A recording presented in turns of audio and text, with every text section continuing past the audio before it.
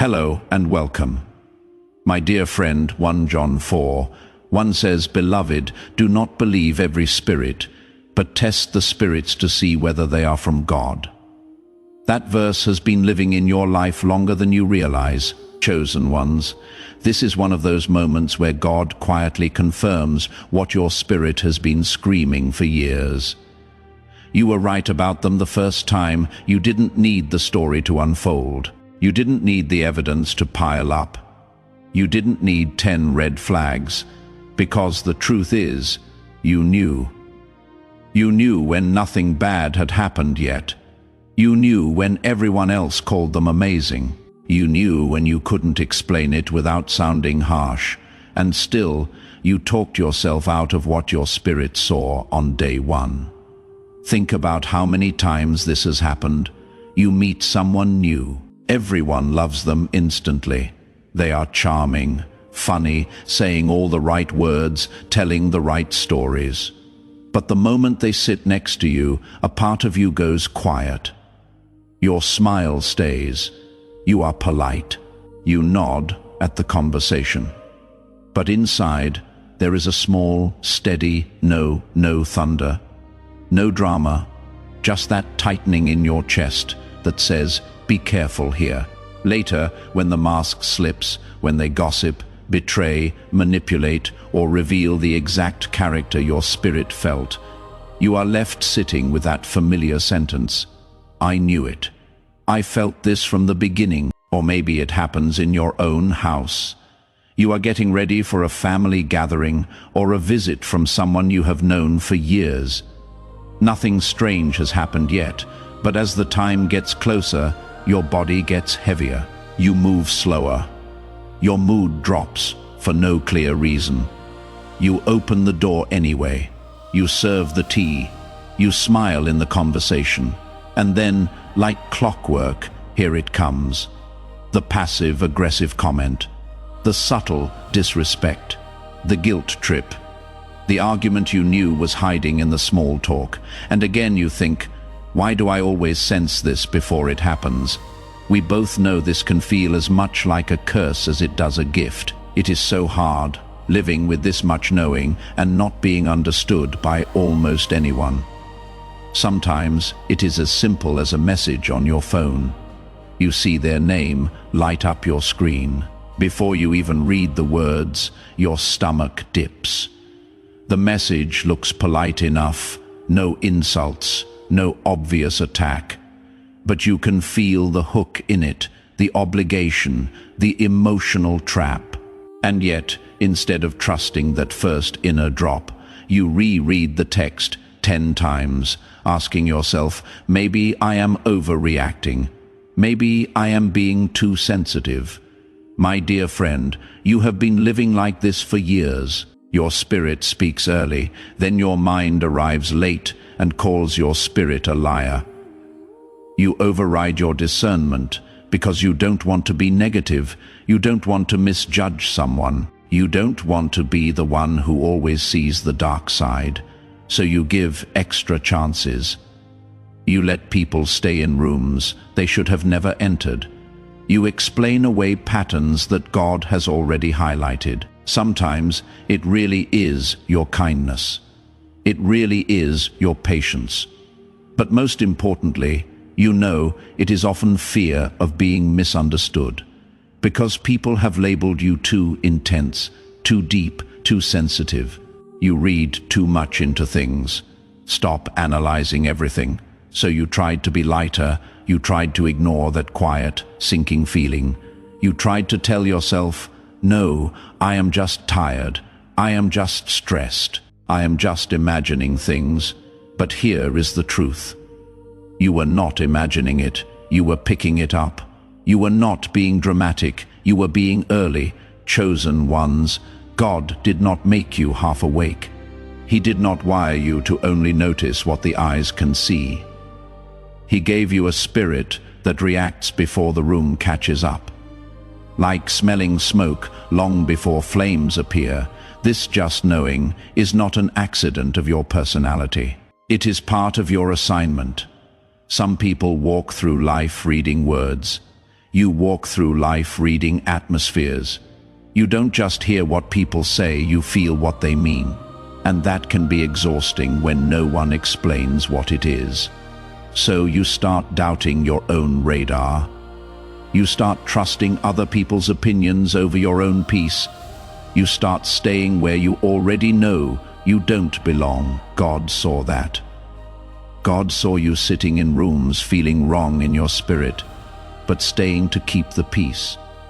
God saw you saying, "Maybe it is me," while he was trying to tell you, "No, it is not." God saw the nights you lay in bed, replaying conversations, trying to figure out if you misread everything. Even when he already warned you at hello, "My dear friend, you have been holding your inner knowing up against other people's comfort, and then wondering why you feel like something is wrong with you." It is like holding a clear X-ray in your hand while everyone else stares at the skin and says, "They look fine to me." Of course they look fine. They are only seeing the surface. You are seeing the fracture. Your discernment has been working this whole time. You just haven't been taught to trust it. And here is where this becomes healing. Your problem was never that you didn't know.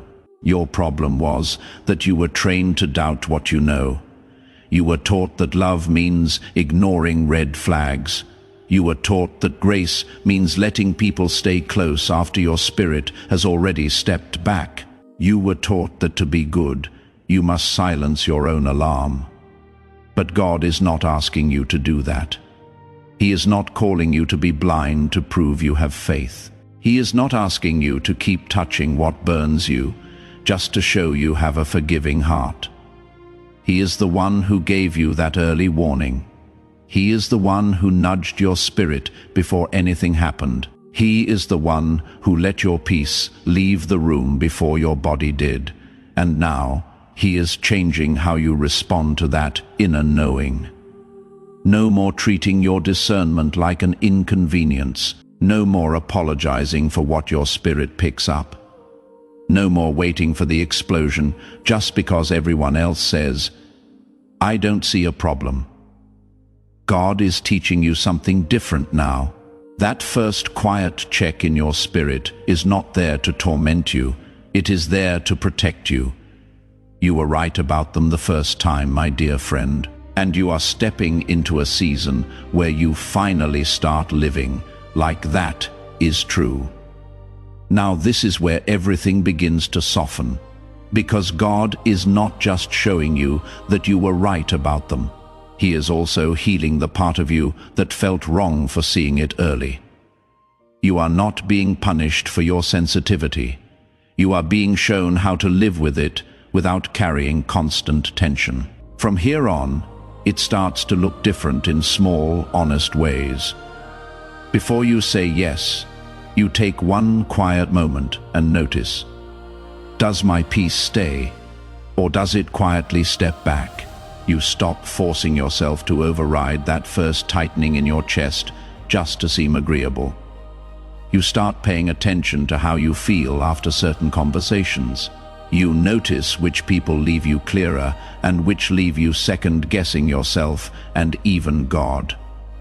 You catch the little things you used to dismiss, the joke that doesn't feel like a joke, the compliment that still somehow shrinks you, the "I am just being honest" that actually carries a sting.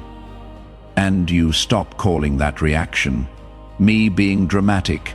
You start allowing it to be what it is, a gentle signal. When a message arrives and your stomach drops, you no longer spend the whole day convincing yourself you made it up. You read it. You listen to what rises in your spirit. And if everything in you whispers, take a step back. You honor that whisper without building a whole case in your head. Chosen ones, this is not about becoming harsh. It is about becoming honest with yourself. It is about realizing you don't have to stay where your peace keeps leaving. You don't have to keep explaining away the same pattern just because you love someone or feel obligated. Very quietly, your behavior starts to change. You answer a little slower instead of rushing to fix everyone's mood. You decline invitations that your spirit has been saying no to for months. You stop writing long paragraphs trying to justify why you are uncomfortable. Because my spirit doesn't sit right with this becomes enough for you and God, even if no one else understands. You begin to see your discernment not as a wall, but as a doorway that leads you away from constant confusion and into environments where you can hear God more clearly, think more clearly, love more freely. Slowly, you begin to use this gift the way God intended, to choose where your heart can breathe, to protect the softer parts of you that always tried to see the best in everyone, to keep your love available for the right people instead of drained by the wrong situations, and something beautiful happens inside you. The version of you that always apologized for feeling too much starts to relax. The version of you that carried the blame for every broken connection starts to hand that weight back to God. You realize it was never your job to make unhealthy things feel healthy. From this point forward, you are allowed to believe this. If God let your spirit see it early, He trusted you with that sight, not to scare you, but to give you permission to move differently. You were right about them the first time, my dear friend, and now the same God who spoke to you then is teaching you gently and patiently to trust what He shows you the first time, to choose peace without feeling guilty, and to walk in truth without turning against yourself ever again. Thank you so much for taking this journey with me. If you found value in this message, please like the video and share it with others who might benefit. Don't forget to subscribe and continue your amazing journey by watching one of the videos showing on your screen that resonates with you the most. See you there.